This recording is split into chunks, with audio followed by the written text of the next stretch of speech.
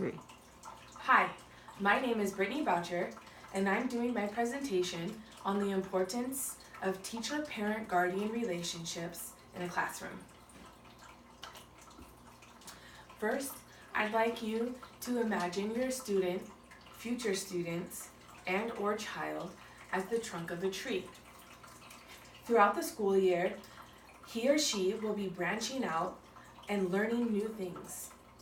Teachers, parents, and guardians are the water and sunlight needed for that tree to flourish. Without one or the other, the tree is not able to grow to its full ability and will struggle. Just like a tree, a child needs both his or her parent and guardian, as well as their teacher, on the same page, working together to provide the most healthy, stable, loving learning environment at school and at home as possible. For children to be successful in school, parents and families need to be actively involved in their children's learning. They need to become involved early and stay involved through the entirety of the school year.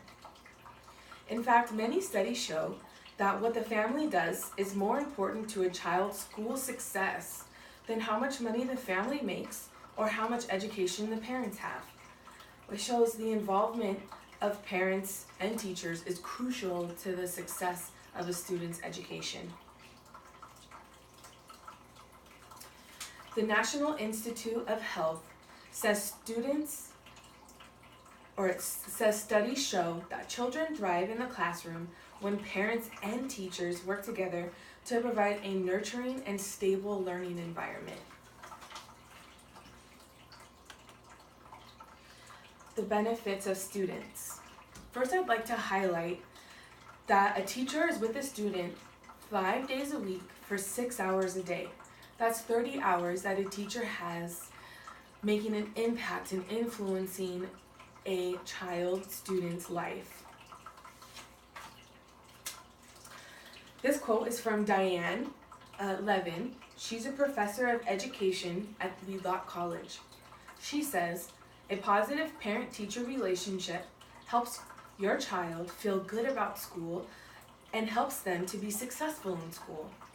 It demonstrates to your child that he or she can trust his or her teacher, because you do. This positive relationship makes a child feel like the important people in his life are working together, which helps create security.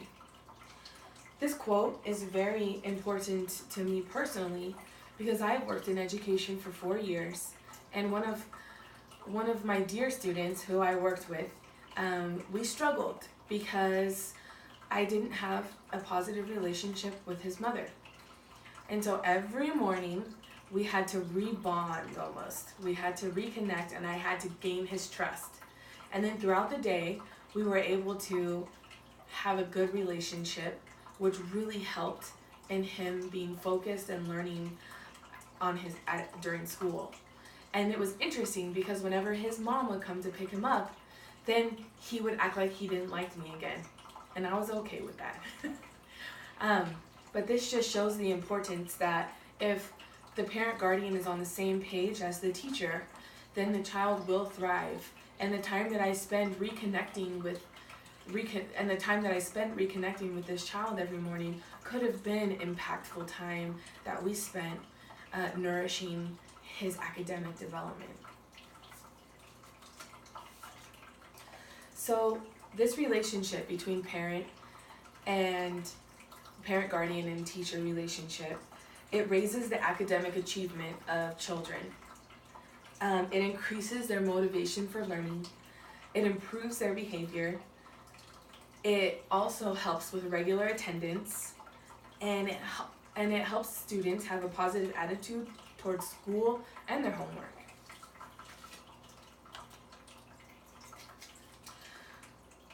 Parent and guardian benefits of the parent, guardian, and teacher relationship.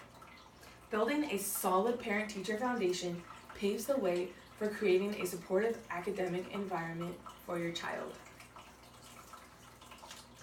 So parents, you'll be able to know what's going on at school, how to support your child academically, and you'll know that you'll find comfort in knowing that your child will build his or her confidence and self-esteem.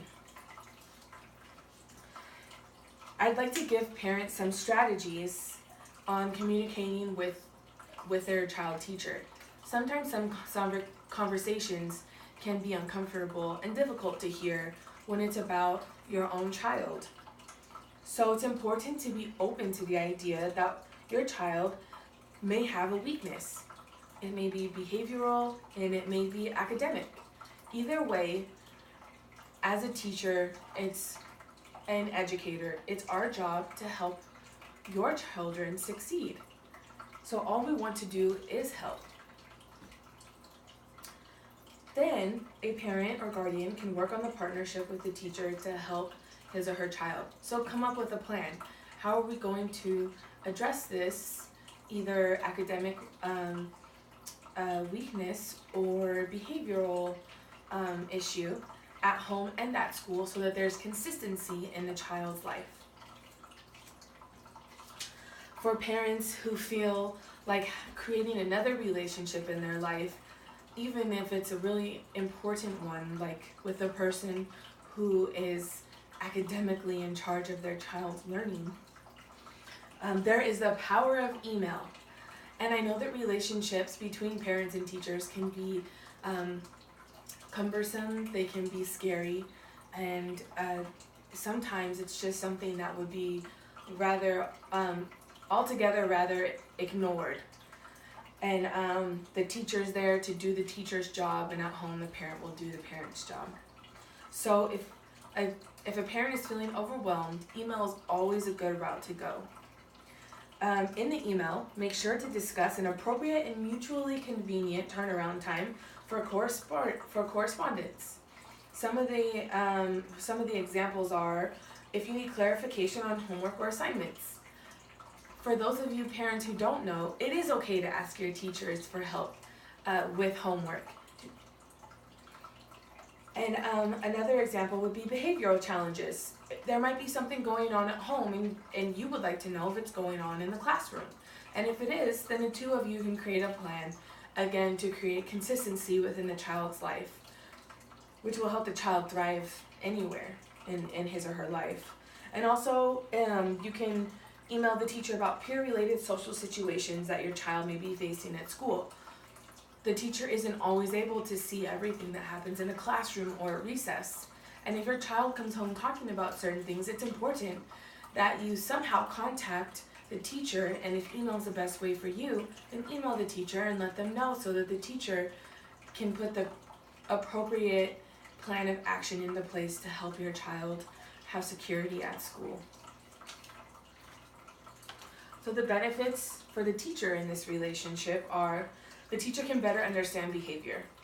So if there's a death in the family, or maybe there was just a big argument that happened during the weekend, then the parent can either call, send an email, or write a letter and have the child give it to the teacher when they get to school, and just let the teacher know so that the teacher can prepare for maybe some discomfort in class, some anxiety, some anger, some sadness. And that way the teacher can better able help the child, help the student get through their week successfully. It also lets the teacher know how to better communicate with the parent. Because we live in such a culturally diverse country, there are different ways to communicate, different ways that people prefer to communicate. And as a teacher, it's important that he or she remains flexible, because it's the importance of this relationship is dire to the success of the student. So what may work for one parent may not work for the other parent, and that's okay. It's important to learn the communication styles of the different parents so that each student can be successful. And the teacher learns more about the needs and the home environment of the student, which helps the student stay safe at school as well as at home. And it helps the teacher have a better relationship with the student. Here are some types of ways to communicate. So a teacher can have parent-teacher conferences. parent-teacher organizations, weekly or monthly folders of student work sent home for parent review. They can do phone calls and or emails. And here are some communication strategies that a teacher can implement in his or her classroom. They can send home parent newsletters. They can have curriculum nights, homework hotlines. Homework hotlines might be actual hotlines that parents can call to get help with assisting their children in homework, or it might be a specific hour of the night, say between 6 and 7, that a teacher is available to have parents call if they need help assisting their child with their homework. The teacher can have workshops for parents and annual grandparent or special persons days, and also send home school calendars. There's 5 effective communication strategies that really stood out to me. The first is initiation. Teachers should always initiate contact as soon as they know which students will be in their classrooms for the school year. The 2 types of initiation can either be a phone call or it can be a letter sent to the child's home in the mail. The letter can just be a simple introduction, or it can be an introduction also establishing expectations throughout the school year of the parents. The next is timeliness. Make contact as soon after a problem has been identified so timely situations can be found. Waiting too long can create new problems. Next is consistency and frequency. Parents want frequent, ongoing feedback about how their children are performing in school and with their homework. So it's important that the teacher get the homework back in 2 days or 1 day, whatever the return rate is. Same with their school projects, and that they are frequently communicating with the parent, vice versa. And the follow-through. This is for the child's benefit. Each side wants the other to implement or do what they said they would do. So the follow-through may be the plan to help the student in an academic weakness or in a behavioral issue. And whatever the 2 parties come up with should be implied both at home and at school, again, for the very important consistency that will help the success of the student's education. And the last is clarity and usefulness of communication. Parents and teachers should have the info they need to help the student child in a form of language that makes sense to them. Like I was talking about previously, it's important that we learn the different communication styles of all the diverse parents that teachers will be working with. To end my presentation, I'd like to say that children are our future. Their self-esteem and their ability to critically think and make safe, healthy decisions depends on the adults, all the adults in their lives, and the sun and the water that these adults give them so their branches are able to flourish. Thank you for listening.